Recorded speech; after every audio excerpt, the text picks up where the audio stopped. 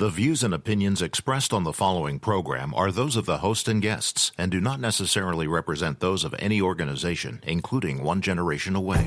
The freedom of a people to choose its leaders is the root of liberty. Keep alive this experiment in liberty. Liberty, in case you've forgotten, is the soul's right to breathe. Government should be very minimal in protecting liberty. Peace cannot be purchased at the cost of liberty. The sturdy ground of liberty. Liberty once lost is lost forever. Fight for their liberty and for our security. Guarantees individual liberty. This great republic, born alone in liberty. Liberty. Liberty. Liberty. Liberty. Liberty. Liberty. Liberty. Just how much do you want liberty? This is Liberty Nation with Tim Donner, a production of LibertyNation.com. Cutting through the double talk, taking on the topics, going after what the politicians really mean, and making it all clear. For your freedom and your liberty. Liberty Nation with Tim Donner. James Comey tried to take down a president, but he walks free for now. Welcome back into Liberty Nation Radio, a production of LibertyNation.com and broadcast from coast to coast on the Radio America Network. The disgraced former FBI director is condemned but not indicted. Did the punishment, or lack thereof, fit the crime, or lack thereof? We'll dive into that. Plus, LibertyNation.com national correspondent Joe Schaeffer will weigh in on the Democrats' presidential race, the rise of one candidate posing the most serious challenge to frontrunner Joe Biden, plus Biden's latest electability strategy. Spoiler alert, he's clinging to Obama. And LibertyNation.com legal affairs editor Scott Cosenza jumps on board for Talkin' Liberty, featuring cops using photoshopped images, plus whether Christian videographers can be compelled to shoot gay weddings. So the special counsel aimed directly at the heart of President Trump for 2 years wound up firing blanks, failing to even establish a conspiracy with Russia, not to mention Trump masterminding one, a conspiracy which was proclaimed as a certainty by the left and their handmaidens in the elite media for months on end.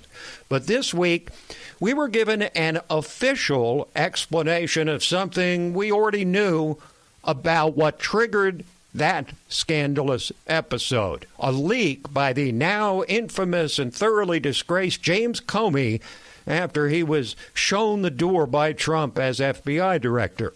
This week, the first part of an internal Justice Department investigation by Inspector General Michael Horowitz was released, delivering a stinging indictment of Comey going rogue or going off the deep end, and releasing a memo to a professor friend of his with instructions to release it to the media in hopes of triggering a special counsel, which is exactly what happened. But Comey escaped indictment, at least for now, while demonstrating afresh his spectacular narcissism that makes Trump look like a shrinking violet. He actually had the chutzpah, Comey did, to send out a tweet asking for an apology from his accusers. This after the IG report condemned Comey for violating government rules, concealing information from his former agency, leaking sensitive documents without authorization, mismarking memos without classification banners, improperly retaining records in an unsecured location, failing to surrender those records to the FBI, and usurping authority he did not have. Which, of course, is exactly what Comey also did in the Hillary Clinton email investigation, when he made a spectacle of himself by effectively assuming the role of attorney general and judge and jury. Here's the language from the IG report. Quote, Comey's characterization of the memos as personal records finds no support in the law and is wholly incompatible with the plain language of the statutes, regulations, and policies defining federal records and the terms of Comey's FBI employment agreements, unquote.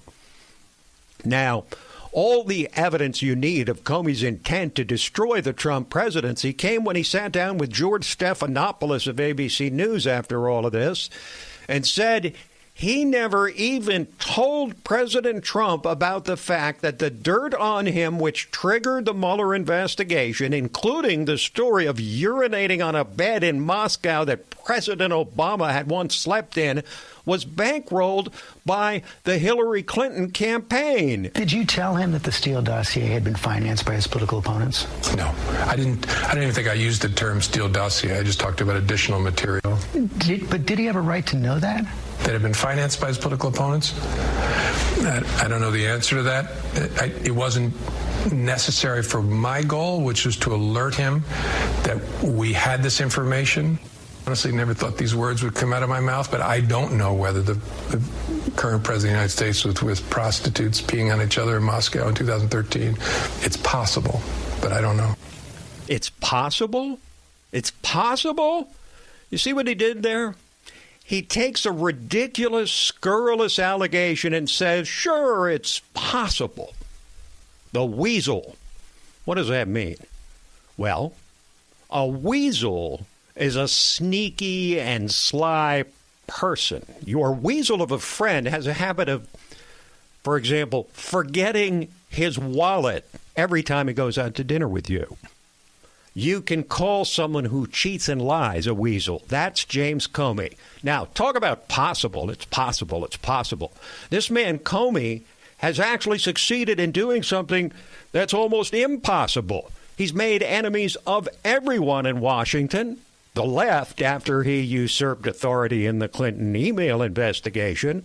The right, after he went on a personal vendetta to destroy Trump by any means available. He's now disgraced and left essentially for dead. A hollowed-out, shrunken shell of a man once thought to be a paragon of integrity, but now, like so many others in the Trump era, unmasked as the worst kind of craven, megalomaniacal D.C. swamp creature. And you know, Comey's not in the clear yet. Hardly. The Inspector General is focused on those FISA warrants, and Comey is right in the middle of that. So one would suspect that we haven't heard the last of this man, James Comey, who decided to take the fate of the Republic and a duly elected president he despises into his own hands and came frighteningly close to succeeding, to taking down the President of the United States. We'll take a quick break, then come back to discuss Democratic presidential politics. Liberty Nation with Tim Donner. Where can you find honest political commentary with sobering analysis, accountability, deconstructing threats to our liberty, and boldly reporting the truth? Subscribe to the LibertyNation.com YouTube channel, where facts matter.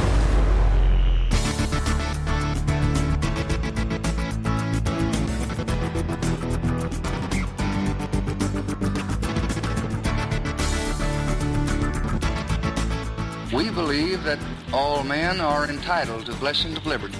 This is Liberty Nation with Tim Donner. So James Comey escapes indictment, for now at least. Democrats prepare for their third round of debates next month with one candidate seemingly on the rise and threatening the current frontrunner. Trump derangement syndrome continues to spread unabated. Joining us to weigh in on all this is LibertyNation.com national correspondent Joe Schaeffer. Hello, Joe. Hello, Tim. Thanks for having me. Well, it's always a pleasure. So let's start with James Comey. He told the president, quote, "I don't do sneaky things. I don't leak. I don't do weasel moves," unquote.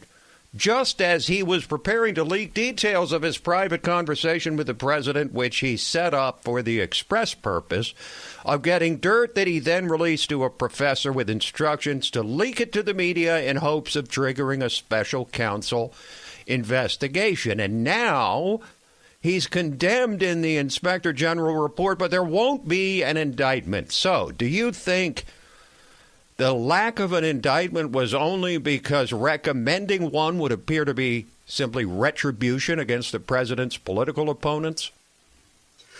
I'm not sure what the motivations there were, but what I think everyone agrees on is that Comey is way out of line claiming that he's been vindicated in some way by this. He is not out of the water at all.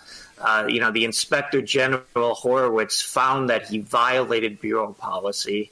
He's taking memos home. He's leaking them to the press. And it's not over for him. Devin Nunes says that he's got some good groundwork here to continue the investigation.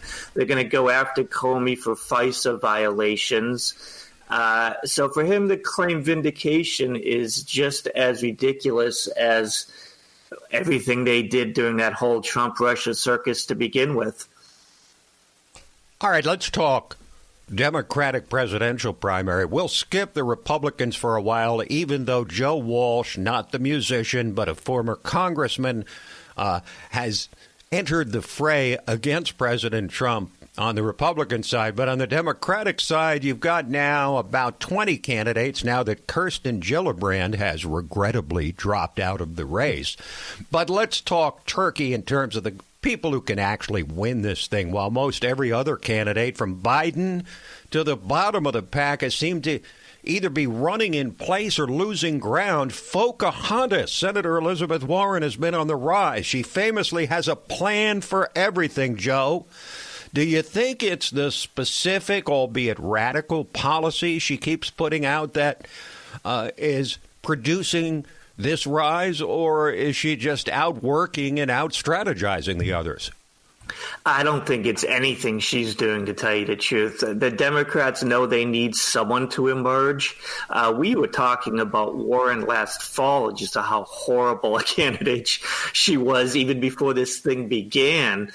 And I didn't think she'd be anywhere near the top as she is now. But it's more that the Democrats need somebody. It's nothing she's doing to stand out. I do think that the groundwork is going well for her now because it's turning more towards policy.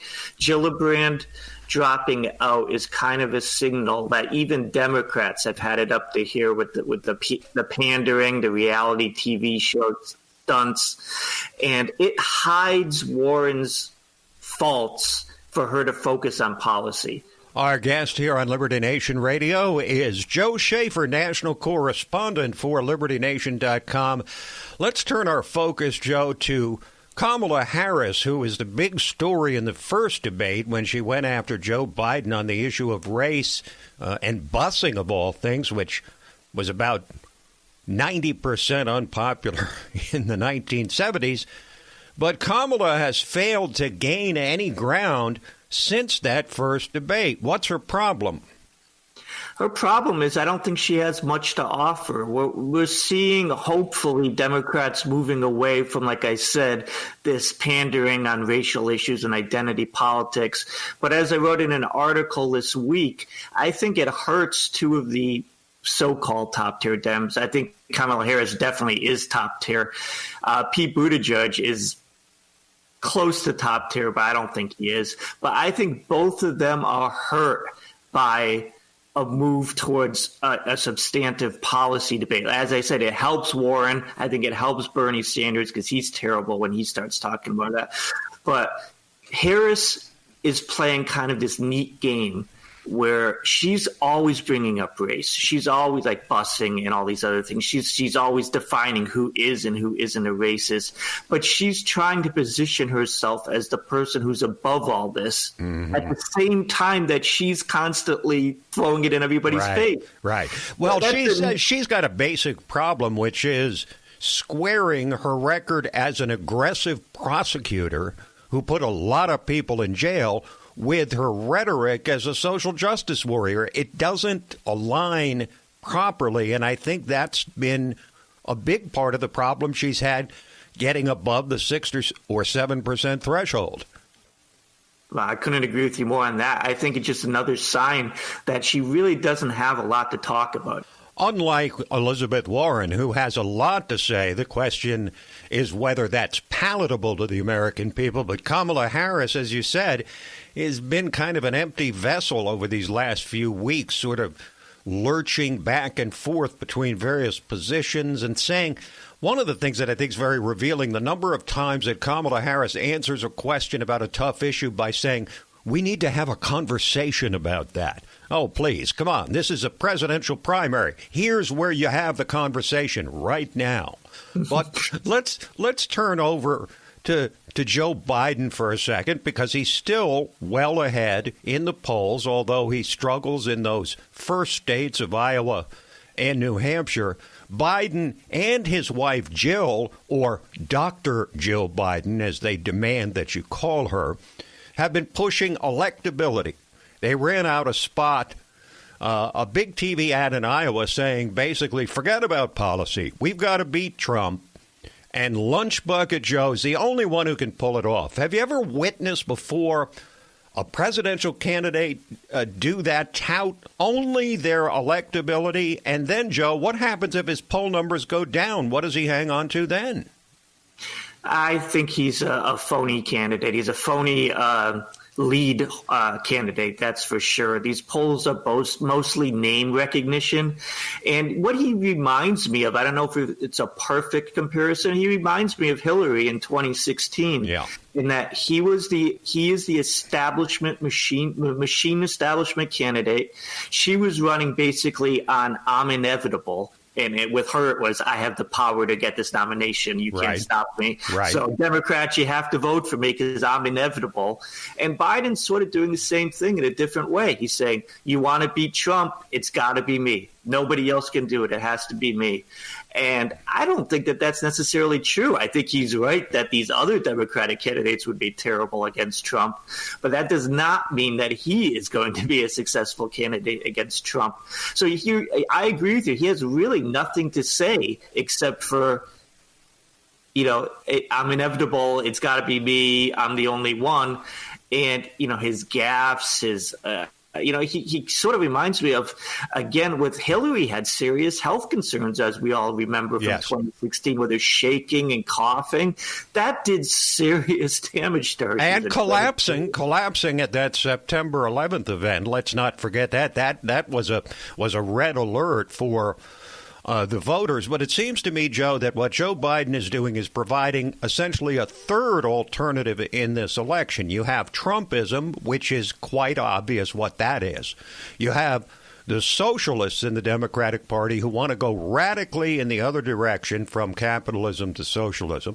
And then you have Joe Biden sort of a third way saying, let's just go back to the good old days of Biden and Obama. And I'll just soothe the savage beast. We'll calm things down and we'll get back to normal.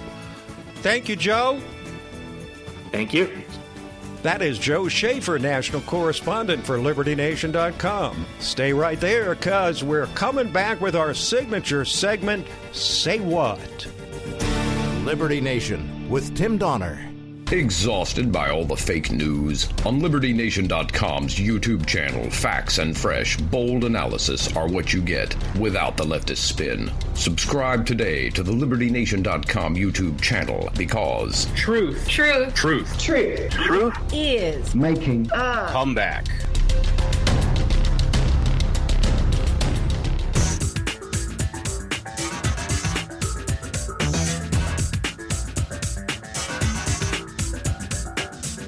This is Liberty Nation with Tim Donner. Say what?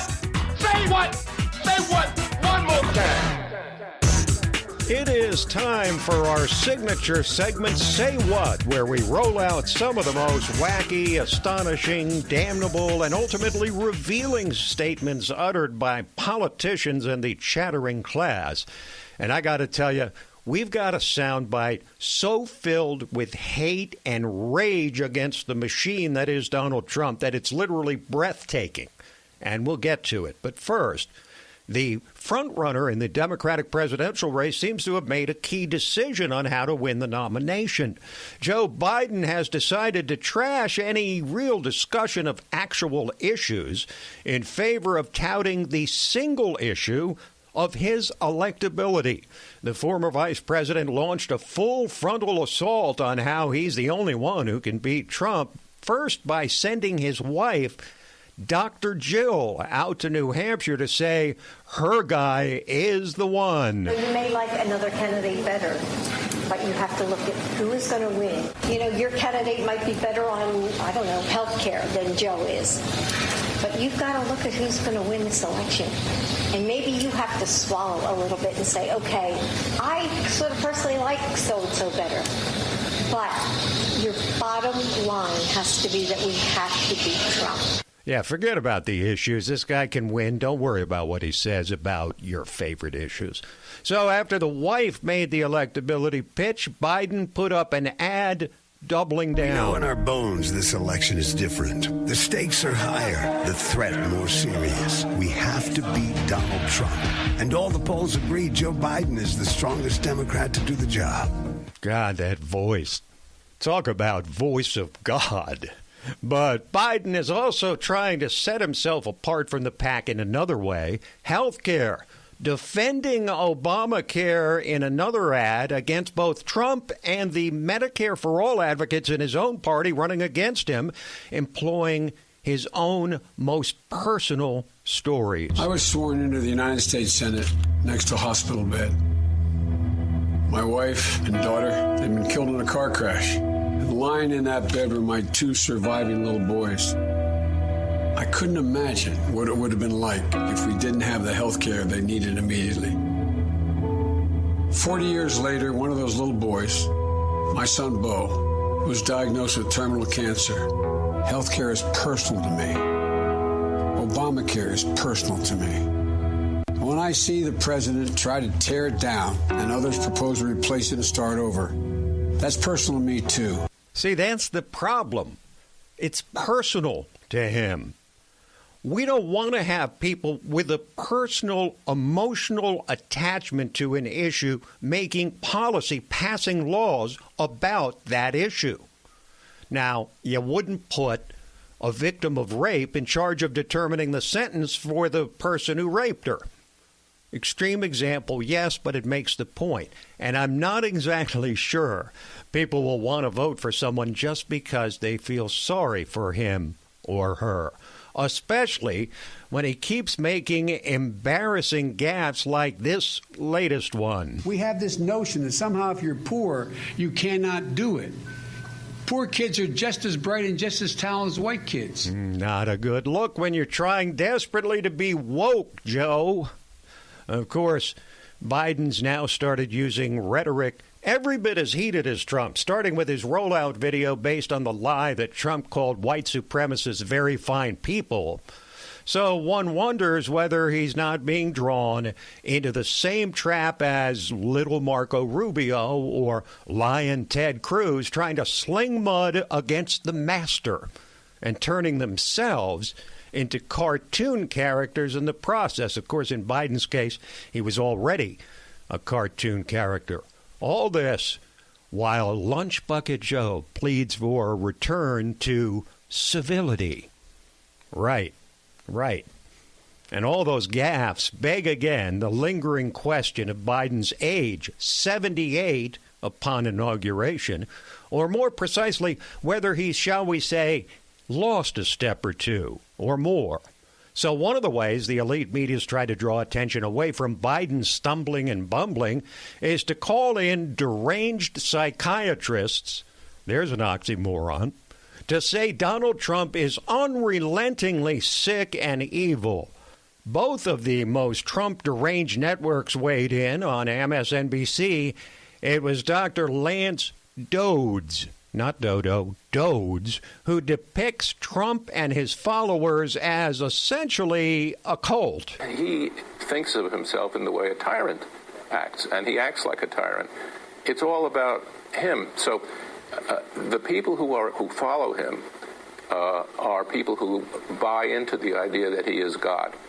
but they're being conned by him. Mm-hmm. Okay, if you thought that was bad on MSNBC, CNN called in their own left-wing Trump deranged shrink, Alan Francis, chairman of the psychiatry department at Duke University Medical School. And hold your breath and listen to what he says, starting with the claim by people on his own side that Trump is mentally ill, and then driving right off the cliff. It stigmatizes the mentally ill. I've known thousands of patients. Almost all of them have been well-behaved, well-mannered, good people. Trump is none of these. Lumping the mentally ill with Trump is a terrible insult to the mentally ill. Calling Trump crazy hides the fact that we're crazy for having elected him.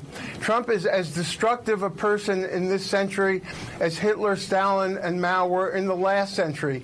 He may be responsible for many more million deaths than they were. You know, if I told you a guy actually said that on national television, you wouldn't believe me. So, for those of you not listening attentively to the unrestrained hate and rage and derangement of that statement from the chairman of the psychiatry department at a major American university, I'll play it again. Now, just kidding. I wouldn't do that to you. Quick break, and then we're back with Talkin' Liberty. Liberty Nation with Tim Donner. And now it is time to welcome back our regular contributor, constitutional lawyer, LibertyNation.com, legal affairs editor, podcast director, and chief cook and bottle washer at LibertyNation.com, Scott Cosenza. Hello, Scott. Hello, Tim. How are you? Every week, the chain of titles gets longer. Yes. But lest we bore our interested listeners right off the radio or online, let's go right to the videotape, as Warner Wolf used to say. Back page, federal prosecutors lied, asserting opposite of what they knew was true, meaning what? That the prosecutors who have railed against the Backpage website and its operators as being people who are basically guilty of trafficking children as sexual slaves, the exact opposite is true. They were aides to law enforcement in rescuing children who were being trafficked and did everything they could to make sure that that wasn't the case. Tim, right from the FBI agent's report, quote, unlike virtually every other website that is used for prostitution and sex trafficking, Backpage is remarkably responsive to law enforcement requests and often takes proactive steps to assist in investigations. So this is Backpage was one of the top 500 websites in the country, Tim, when the FBI seized it under the pretext that it was being used for illegal child sex trafficking. What is Backpage.com as it's presented to the public? Well, what it was before it was seized was a classifieds website that had all sorts of classified ads, from you could sell a lawnmower to a car, but was chiefly used for the sale of commercial sex by adults to other adults. That couldn't be abided, though, and we have, just like Tim, I think there's an insufficient quantity of white supremacists in the country for progressives, so they have to create. Scott, there's the Ku Klux Klan has 7,000 members in the United States. They couldn't even fill one Vegas hotel with every Klan member in the country, Tim. It's ridiculous. And that's actually a high estimate, by the way. 3,000 is a more conservative. Okay, I've heard anything from 3,000 to 7,000 in the Ku Klux Klan. But, of course, the left will say, oh, they've just moved on to start other organizations. So they've had to create. There's no point. They've had to create them in order to sort of continue up their crusade. And the same is true with child sex trafficking. It's a celebratory moment. Fortunately, there isn't that much child sex trafficking, and to the extent that there is, Backpage has nothing to do with it. But it became a great target for prosecutors who are political actors. Kamala Harris made her way to the U.S. Senate on the back of criticizing Backpage, and the founders of that company are now in the dock in Arizona awaiting criminal trial next year.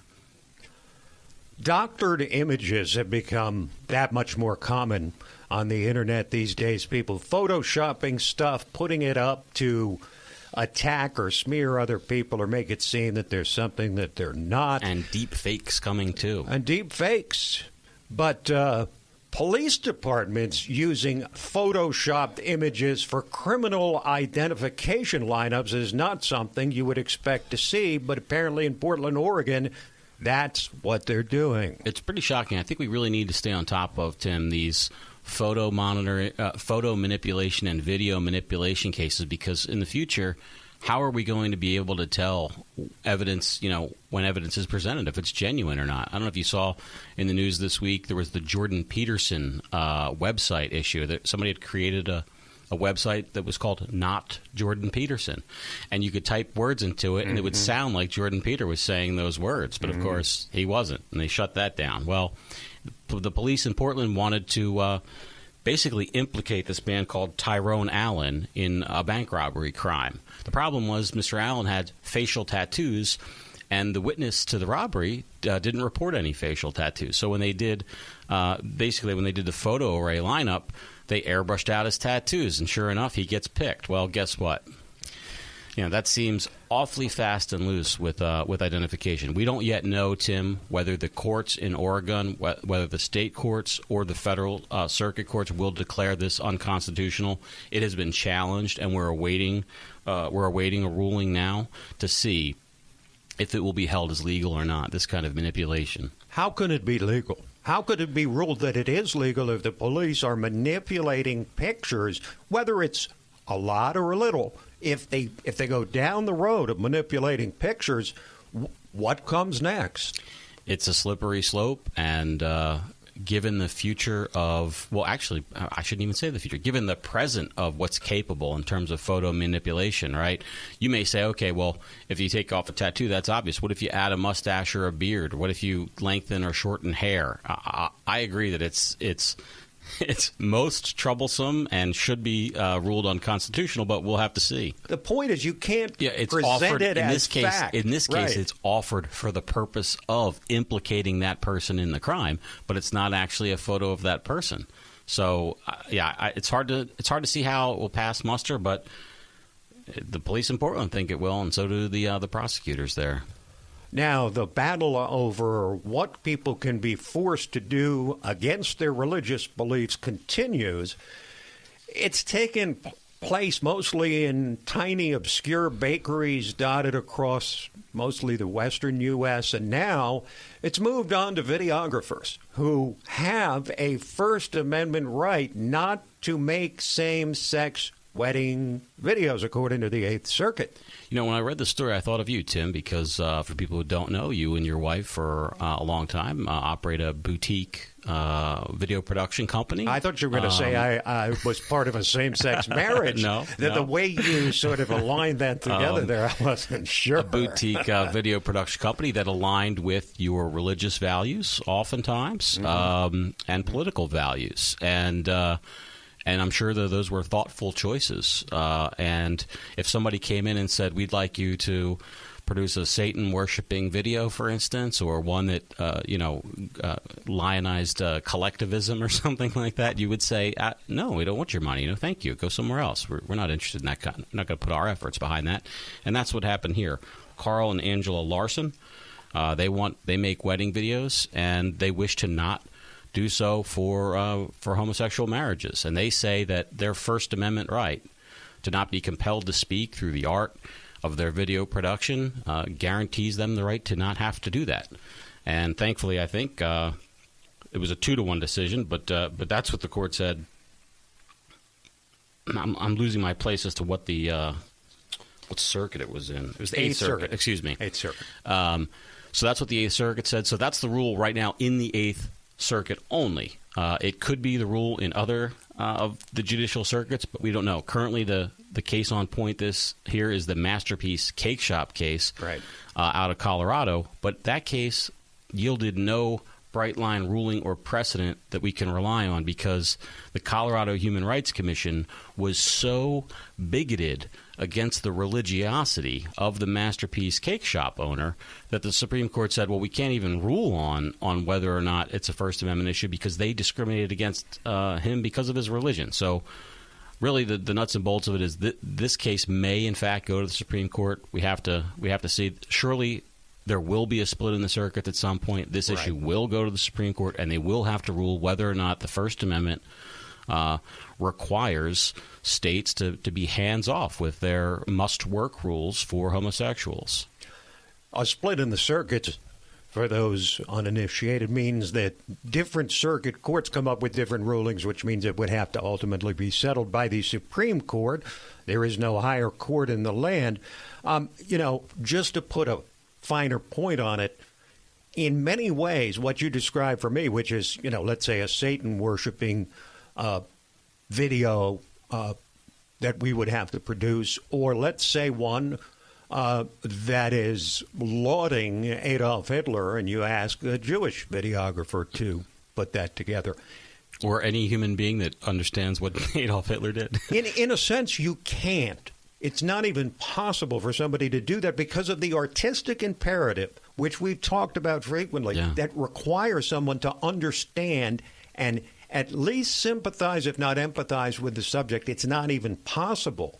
So the forcing people to do it. You could also say that I can't put out the quality of the product that I want. In other words, I'm not willing to put my name behind that production, irrespective of the content, because I'm against that content. I won't be able to actually produce something that this company can be proud of, which is what we're about. You're actually denigrating the name of the company then. That's what it comes down to. That's exactly what I was saying. Now, California's top court finally is allowing law enforcement agencies to share a list of problem cops with prosecutors. And the problem with this is... union rules, Tim, which is, I think, perhaps the biggest stumbling block to a situation in America where the people and the police have some kind of detente, and we don't have this continual friction where so many people feel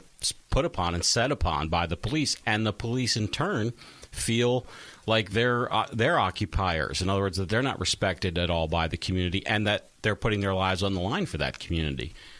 What happens is you have these horrible cops that aren't disciplined, and they're allowed to remain on the force. It's a cancer that eats away.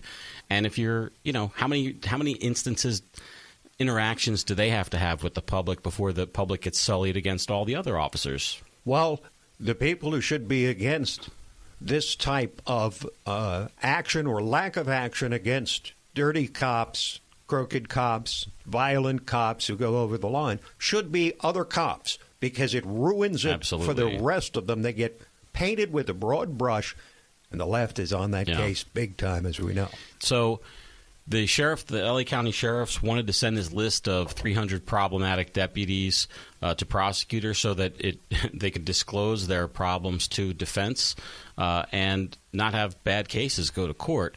But the union, Tim, their union sued to make sure that they weren't released. And this case resolves that dispute and says absolutely that it is legal for the department to go ahead and forward those names. And what I was going to say is so much of the friction, Tim, is because of these union contracts. It's the reason why you'll see it takes so long, for instance, for Eric Garner's killer to be fired, okay?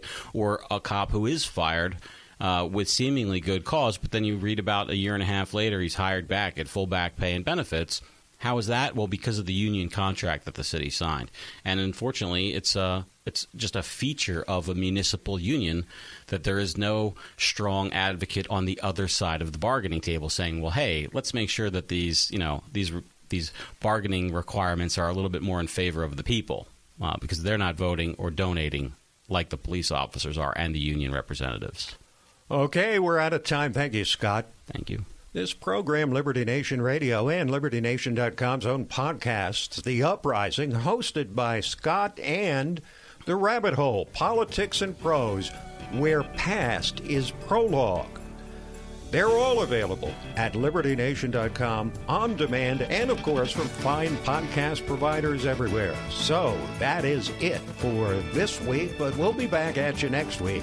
Same time, same station. Till then, this is Tim Donner saying stand up for liberty, and we'll see you next time on Liberty Nation Radio.